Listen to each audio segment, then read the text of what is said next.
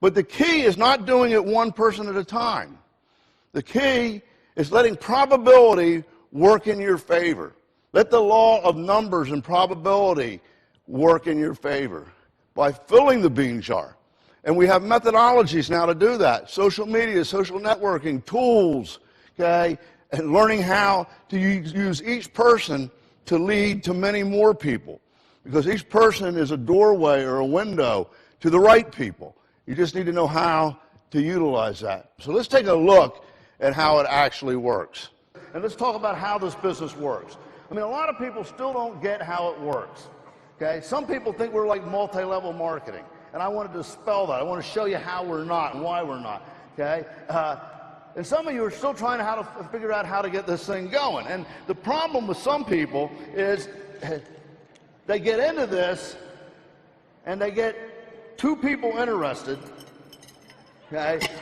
And they want to go director, and that's all they got. And they say, you got to get in. I need you. You got to get in, man. Get in, get in, get in. I have to get somebody in order to make some money. And they don't like you too much, do they? And they never get in. Would you agree with that? Now see, this thing's so powerful, all you need to do is dispense information. You got to know what our identity is. You got to get in the wheelbarrow, and you got to start telling people about it. Not just a few people, but everybody. And you just start telling people about it. Okay? We don't have to get everybody in. So everywhere you go, people either wish or complain, don't they? I can't help it if they bring the business up. And what happens when we tell everybody about it? You end up with the nuts to do it, right? Right? The nuts. See, a lot of people don't understand that. But you got to fill that bean jar first. You got to fill the bean jar. And what happens once we fill the bean jar? You get the flip chart. And every day you talk to people. And you share it with them, and you explain it with them. You do meetings, and you do one-on-ones with them. You do two-on-ones with them.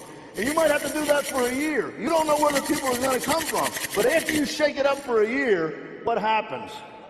The nuts rise to the top. You guys see? It just goes to show that the biggest nuts always make it. Like you guys. Right? The best analogy to how this business works, in my mind, in my experience, is a pump. Because if you understand how a pump works, you have to prime it. And I had an experience once as a Boy Scout, okay, that demonstrates it very well. It was an invaluable lesson that you have to put something in before you can get something out.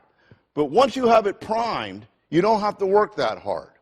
And we always have to remember that in the business. Every aspect of the business, we have to prime the pump. And I know that a lot of you people, even your friends, have a tendency to think that this is something that it's not. And we fight with these preconceived notions of this business model. Is it one of those things? Is it direct sales? Is it network marketing? All of those are horizontal models. And you have to prime many, many pumps at one time in order to be successful. Let me show you the difference in the power of priming the Market America binomial pump versus the horizontal model of network marketing and other types of businesses in general, because it's amazing. Once we have the people, it comes down to a matter of priming pumps. And I want to explain to you how this is different from network marketing and multi-level marketing, okay? Well, I remember when I was a kid, where's my first set? Right here? Yes, sir. Okay? I had an experience that has stayed with me the rest of my life. And I want to relate it to the business. When I was in Boy Scouts, remember we took this 10-mile hike. And at the end of the hike, we were supposed to meet the parents. It was very hot out. It was about 85 degrees, very humid. Okay? And the scoutmaster said, man, I don't know where the parents are, but we're going to have to hang out here. And everybody was getting thirsty. So he said, you know, I bet there's an old pitcher pump back behind that house. And JR, we better go find it and get some water before people start having heat stroke.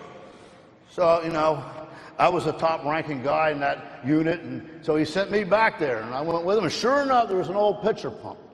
And I want to tell you, the story of this pitcher pump's exactly how your business works. He said, JR, you're going to have to start to prime that thing. And I started pumping. Man, I was sweating and working and pushing while everybody else was sitting around. He said, man, that's a deep well. I can hear it down there, though. This must be an artesian well. If we ever get that thing primed, we're going to have nice, cool water, sweet water all day long. It's going to be as pure as can be. Okay? But keep pumping, JR. If you stop pumping, it'll flush. Like your business, right? Okay? You got to keep pumping. But I said, man, I'm getting tired. He said, you know what? We got to put something in that pump before it's going to give us anything back. You keep it up, but it's not going to get all the way to the top. And he sent one of the kids down to the pond where the cattle would get their water, and it was polluted, so he couldn't drink that water. So he went down, and there was a bucket there, and got the bucket. He said, keep pumping now, JR. Don't let it lose the prime. Keep pumping. And the kid's coming, man, I'm sweating. He finally gets there, he poured the water in, and what happened? It primed. He said, now, JR, you can just take it easy now, because we got that pump primed. We'll have water all day long, nice cool water, okay? Because we got it primed. You don't have to work so hard. You just have, every once in a while, give it a little pressure to make sure that it doesn't lose the prime. And it just kept flowing and flowing water, and everybody drank. Now, what's the message there? It's a lot like the business. When somebody gets in this type of business, they get a pump. They get a pump. But we got to put something into it. First, we got to work, and then we got to put something into it before we get anything out, don't we? But the beautiful thing is, once you get it primed, you have a revenue stream or residual income that can keep coming. Isn't that true? So we got to put something in before we get something out. Now, a lot of people say, oh, well, you know, you must be in one of those multi-level things. Well, let me show you how multi-level works. And maybe then you can understand the difference. First of all, I got to get one pump primed, but I don't make any money on one pump, so I got to get two pumps primed. And now, man, I'm working it because I got a dream. I got a dream. I'm going to make this happen. So I finally get them both primed. Now I get a check for $1.62, my commission check. Oh, I got to get more. I got to get another one. And I got to keep them all going. I can't let any of them stop. And I'm pumping and pumping. Oh, man, I got a dream. I know this thing will work. But I don't make hardly any money on three. I only make a couple $100. I spent more than I make. I got to get another one. Oh, I better get two at once. Come on, keep going. Don't stop. Get back in there. You're going to ruin my income. Stay in there. Don't get broken. Stay there. Don't quit.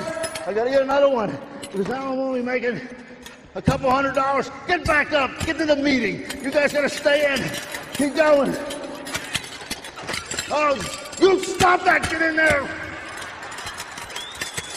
Oh, I'm only making $500. I got to get another one. I have to have at least 10 to make $1,000. Oh, come on, stay in. Come on, I got a dream.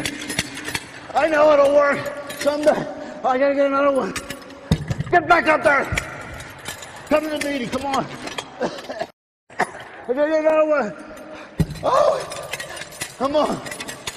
Keep pumping, stay bright until I finally quit. I give up. Oh, now, I need a drink.